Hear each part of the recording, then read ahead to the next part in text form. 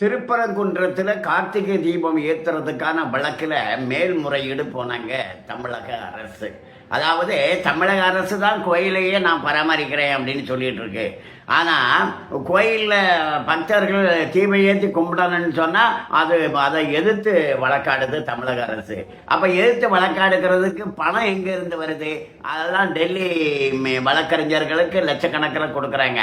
பணம் உண்டியல் பணம் தான். முருகன் கோயில் உண்டிய பணத்தை எடுத்து முருகன் கோயிலுக்கு எதிராகவே வாதிடுது தமிழக அரசு. அப்படி வாதிட்டாலும் கூட அந்த மேல்முறையீட்டில் கூட தோல்வி அடைந்தது தமிழக அரசு. தீபம் ஏற்றணுங்கிறது சரிதான், வழங்கப்பட்ட தீர்ப்பு சரியானது தான் அப்படின்னுக்கிட்டு தீர்ப்பு வந்துச்சு. அதனால் கோபமடைந்த திமுக அரசு என்ன பண்ணுதுன்னா, திருப்பூரில் ஒரு முருகன் கோயிலை உடைச்சிட்டாங்க. ஏற்கனவே 161 கோயில் உடைக்கப்பட்டிருக்கிறது. இது 162வது கோயிலாக ஒரு முருகன் செல்வ முத்துக்குமர முருகன் கோயில், அது ஒரு குன்றில் இருக்குது. அதை உடைச்சிருக்காங்க. அது ஏன்னா அது கவர்மெண்ட் இடத்துல இருக்குன்னுட்டு. எல்லா கோயிலும் கவர்மெண்ட் இடத்துல தான் இருக்குது. அப்போ திமுக அரசு எல்லா கோயிலையும் உடைக்குமோ அப்படிங்கிற சந்தேகம் நமக்கு வந்திருக்கு. இப்போ திமுக அரசு இந்து விரோத அரசா வெளிப்படையாகவே நடந்துகிட்டு இருக்காங்க. அதனால தான் அவங்க வாழ்த்து சொல்றதில்ல. இந்து பண்டிகைகளுக்கு அவங்க ஏன் வாழ்த்து சொல்றதில்லைன்னா இதுதான் காரணம். ஒரு 4000 கோயிலுக்கு நாங்கள் கும்பாபிஷேகம் பண்ணியிருக்கோம் அப்படின்னுக்கிட்டு பெருமையாக சொல்கிறாங்க. 4000 கோயிலுக்கு உண்டியல் பணத்திலேருந்து எடுத்து நீங்கள் என்ன கும்பாபிஷேகம் பண்ணுறதுக்கு? உங்களுக்கு சாமி பக்தியே கிடையாது.